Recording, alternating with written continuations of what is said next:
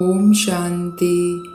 ज्ञान की देवी सरस्वती, दुर्गा, जगदम्बा, हम सब की प्यारी मम्मा ने आज मुरली में क्या समझाया। आज 24 जून 2022 और आज मम्मा का स्मृति दिवस है, मम्मा डे भी बोलते हैं जिसको हम।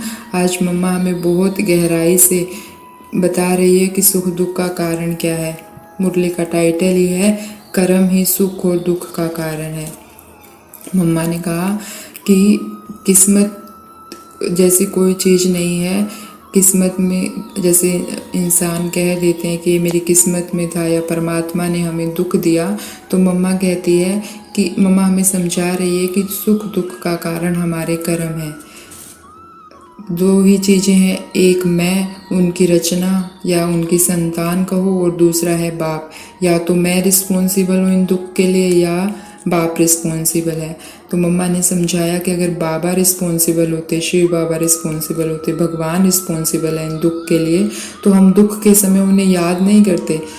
जैसे लौकिक में हमें कोई दुख देता है तो हम क्या करते हैं, हमें अंदर गुस्सा आता है, लेकिन मम्मा ने समझाया कि दुख के समय हमें भगवान के ऊपर गुस्सा नहीं आता, बल्कि हम उससे रहम मांगते हैं, उम्मीद रखते हैं कि वही हमें उससे बाहर निकालेगा।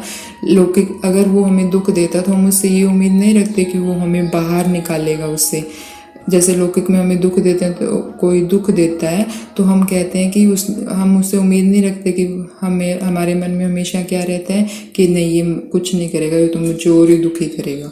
लेकिन भगवान के लिए हम क्या सोचते हैं, नहीं ये मुझे इस दुख से बाहर निकालेगा। उससे हम मांगते हैं कि हमें अच्छी बुद्धि दे। शरीर की बीमारी होगी तो कहेंगे कि इस बीमारी को दूर कर, तो वो तो दुख दूर करने वाला है, इसीलिए तो उसे याद करते हैं दुख के समय। तो वो दुख दे कैसे सकता है? अगर वो दुख देता है तो हमें उसके ऊपर गुस्सा आता है, हम उससे मांगते नहीं। तो मम्मा ने समझाया कि दुख का कारण वो नहीं है, अगर वो नहीं है तो दूसरा बचा मैं। तो दुख का कारण मेरापन है। मम्मा ने कहा कि मैं निमित्त हूँ, मैं ही दुख में दुखी होता हूँ और पैदा भी अपने आप करता हूँ। तो वह चीज़ मैं अपने लिए खुद ही बनाता हूँ जो मुझे दुखी करती है। तो जो हमारा मेरापन है, मैंने किया, मैंपन है, वो दुख का कारण है। हमारे कर्म हैं जो दुख का कारण है। और मम्मा ने ये भी समझाया कि कई कह देते हैं कि ये तो बुढ़ापे में याद करना चाहिए भगवान को। तो मम्मा ने कहा कि कर्म तो तुम अभी कर रहे हो और वही कर्म हमें सुख या दुख देंगे, तो इसका बुढ़ापे से नहीं। बुढ़ापा तो हमें बुढ़ापे में तो हम उल्टी सीढ़ी चढ़ जाते हैं, फिर हमें उतरना पड़ता है उस सीढ़ी को।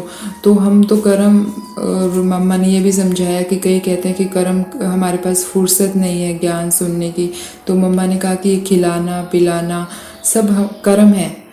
तो इन कर्मों को परमात्मा आकर हमें इन कर्मों को श्रेष्ठ करना सिखाते हैं, क्योंकि ये कर्म ही है। जो कर्म हम करते हैं वो हमें भोगना के रूप में मिलता है उनका फल।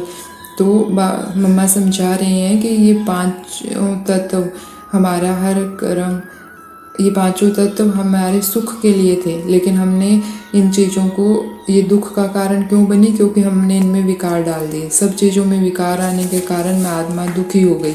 नहीं तो प्रकृति और हर चीज़ हमारे सुख के लिए थी। तो इसलिए मम्मा ने समझाया कि इन 5 विकारों को निकालना है। तो आज हम सारा दिन मन को समझाएंगे कि मेरा हर कर्म मुझे या तो सुख देगा या दुख देगा।